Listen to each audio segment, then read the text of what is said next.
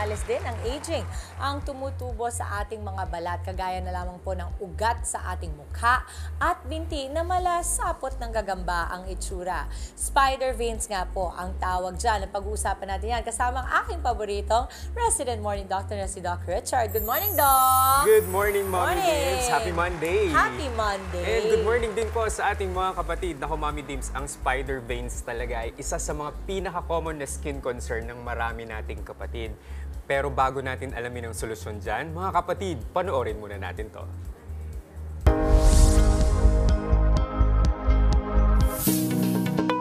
Madalas na pag-upo ang tinitignang dahilan ng pagtubo ng spider veins ng 54 years old na si Marie.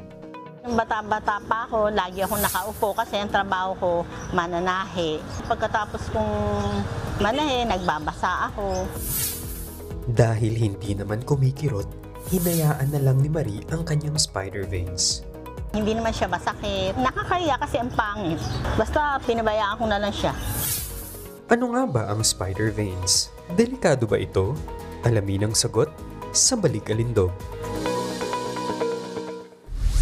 Doc, ito na nga ang usapin. Kasi yung spider veins na yan, nakaka-alarma siya, lalo na pag nakikita mo. Kasi medyo parang papaisip ka, ay, ano nangyayari sa balat ko, diba? Yes. Ano nga ba yung spider veins, Doc? At paano ito naiba sa varicose veins? Ayan, so ang spider veins, Mommy Dims, ito yung mga maliliit at saka maninipis na ugat na mukhang sapot ng gagamba. Kaya siya tinawag na spider Parang veins. nakabuka siya. Yes, para siya talagang sapot ng gagamba. Tapos makikita ito sa ibabaw ng balat at saka madalas itong makita sa muka at saka sa binti. Kung i-compare naman natin yung varicose veins, ito yung mga malalaki at saka namamagang mga ugat. Mas malalim po ito kaysa sa spider veins at nagdudulot ito ng pananakit, pamamaga at kabigatan ng paa. Madalas itong tumubo sa hita at saka sa binti.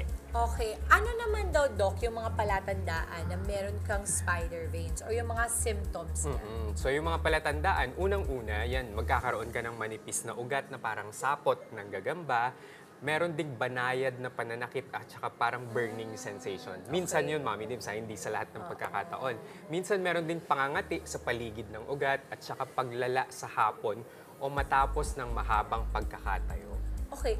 Ano naman, Doc, yung mga posibleng sanhi kung bakit ang isang tao ay nagkakaroon ng spider veins? Kaya marami tayong sanhi, Mommy Dims, ng spider veins. Unang-una, genetics. Nasa lahi na mamana talaga. So for example, ako, kung yung lola ko, pag tinignan ko may spider veins siya, naku, pwede akong magkaroon nito. Pwede, Mommy Dims. Pwede din ang hormonal changes, kagaya ng pagbubuntis o kaya menopause. Pwede din yung matagal na pagtayo o pag-upo. Kaya kung mapapansin mo yung ating mga magigiting na mga security guards, mga sales lady, madalas sila magkaroon yan. Oo. At saka minsan kasama yan sa pagtanda.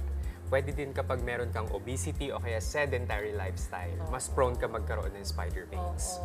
May epekto ba ito sa overall na pangkalusugan ng isang tao na meron ito? Ayan, in general, Mommy Dims, sa karamihan ng kaso, ang spider veins hindi talaga yan delikado. It's more of a cosmetic concern.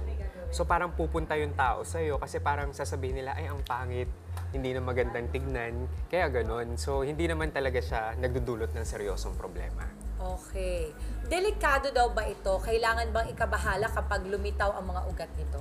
Ayan. So, ang spider veins, Mommy Dims, ay hindi delikado sa karamihan ng kaso. Kailangan lang ikabahala kapag, kunwari, meron ka ng mga nararamdamang sintomas, kagaya ng sobrang sakit, ayan, pamamaga.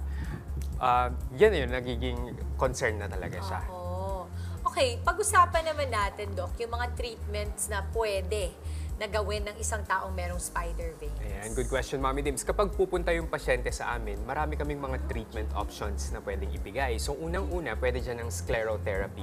Okay. So, eto ay mag-i-inject kami ng parang gamot para mawala yung mawala. spider veins. Yes. Pangalawa, i-advise namin yung pasyente na magsuot ng compression stockings. Ito yung sinusuot pag may flight ka. Yes, yung parang Mommy mas Dims. masikip na leggings. Oo, Ganon. isusuot mo yan buong araw, tatanggalin mo yan pag matutulog ka lang. Okay. Oo. Tapos, i-advise namin syempre magbago ng lifestyle. mag-exercise. Napaka-importante yan. Yun.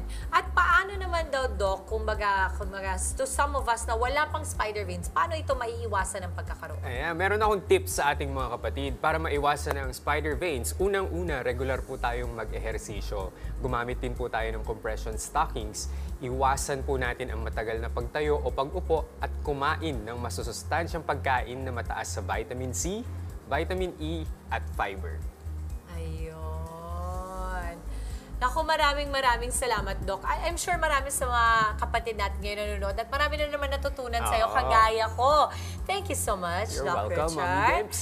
Mga kapatid, Dimples Romana po, kumpletuhin ang inyong umaga ng mga kwentong puno ng inspirasyon.